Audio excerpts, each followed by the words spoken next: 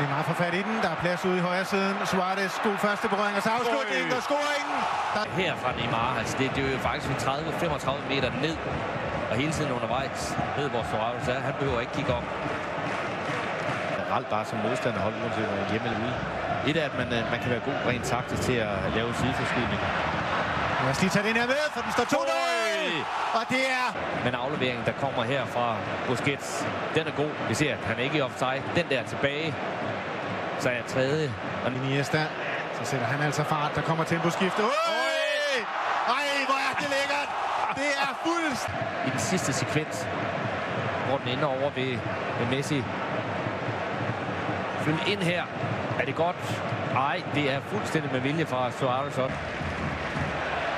God aflevering i dybden igen. Hvor er det godt taget ned, det der Messi.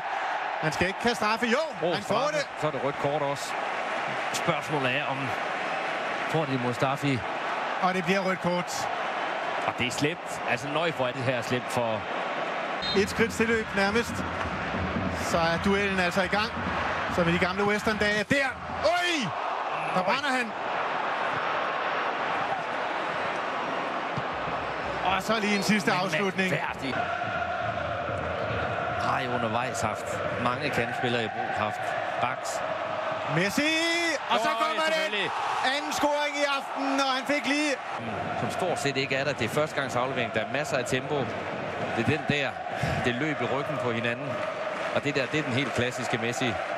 Og det har været fejl på fejl. Altså det er jo også et hold, som virkelig mangler selvtillid. Træffer de forkerte beslutninger. Messi vinder den tilbage i feltet.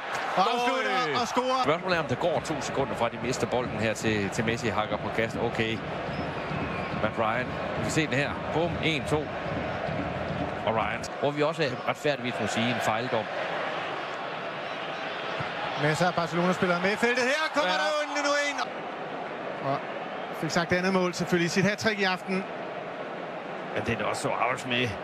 Norden der også pege ind i ryggen af...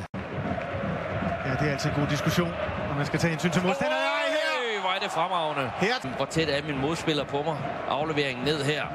Når kom på den rigtige side også. Ved, hvor kassen er.